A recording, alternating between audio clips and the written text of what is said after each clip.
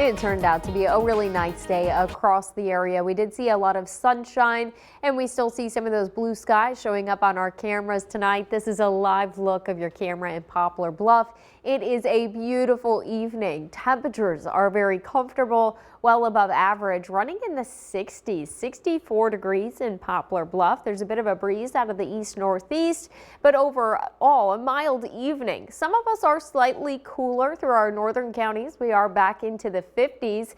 Mount Vernon currently at 51, Harrisburg at 52, Carbondale at 54, and Paducah down to about 59 degrees. However, if there's anything that you want to get done and you don't want to deal with the cold, you don't want to deal with a wintry mix, you may want to get out and run some of those errands this evening, because we are tracking some changes as we head into tomorrow. Tonight, we'll see an increase in the cloud cover ahead of our next storm system, and then we'll see that wintry mix start to arrive as we head throughout the day on Friday, and then colder temperatures expected as we kick off the weekend. So it is going to be a brief reminder that we are indeed still in winter.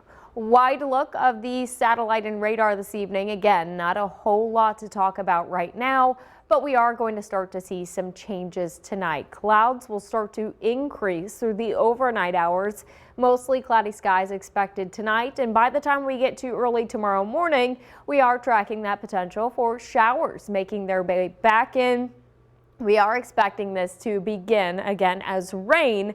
However, as temperatures start to drop throughout the day and the system moves through, we'll actually see this eventually shift into a bit of a wintry mix and then ultimately snowfall. At this time, we're not expecting any major impacts, but it is unfortunate timing that a lot of this is expected through that evening commute. So if you are going to be heading home from work tomorrow, or maybe picking up kiddos from school, you may just want to allow yourself some extra time, because where we do see some periods of brief heavy snowfall, that could lead to some slick spots on the roadways. The system's in and out pretty quick. It starts to move out as we head into your Friday evening.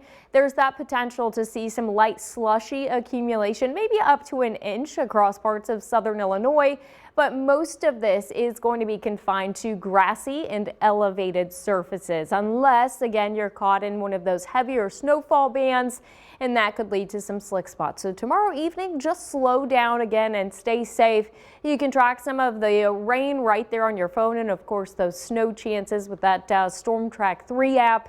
After we get through tomorrow, it is going to push in much cooler air behind this system. So by the time we get to Saturday, we are going to see that sunshine return, but high temperatures actually drop back below average, down into the mid-30s. It's short-lived. By the time we get to Sunday, high temperatures climbing back up into the low 50s, and that extended outlook still bringing us the warmer than average conditions. So again, we do get pretty cold, and it is going to feel like a winter as we head into the weekend, but it doesn't last for very long.